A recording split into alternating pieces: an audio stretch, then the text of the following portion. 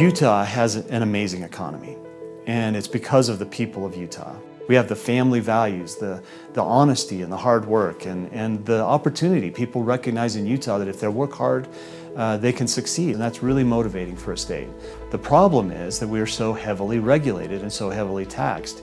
Utah is one of the highest taxed of all of the red states. It looks more like a blue state in our tax structure. From 2020 to 2021, we saw nearly a $3.2 billion increase in income taxes. That's income tax revenue. Now we can say that we're reducing the income tax rate, but if the revenues from income taxes are still dramatically increasing, up about $8 billion over the last 3 years, that's a lot of money that should be staying in the private sector and helping families. I'm always more concerned about the balance in the individual's checkbook than I am about the balance in the state's checkbook or the county's checkbook. The difference between public money and private money is that public money goes to buy things that create a future liability, such as right now on the table is to spend $1 billion of taxpayer money on a baseball stadium.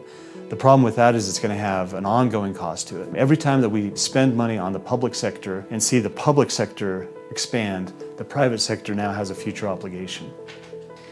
Property taxes are a huge problem in the state of Utah. We have passed legislation that allows entities to just expand their property tax almost at will. And all of them see an opportunity to make more and more money off of property taxes. At the same time, people living in Midway, who their whole Social Security tax is going to pay their property taxes.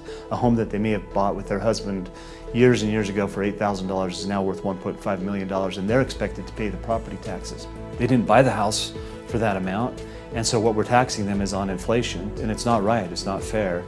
I think it's a question worth asking, could Utah eliminate the income tax? And it's very possible that we could do it. If we would shift more to a production-based economy, more to a severance tax-based economy, I think it's very feasible that Utah could eliminate the income tax altogether.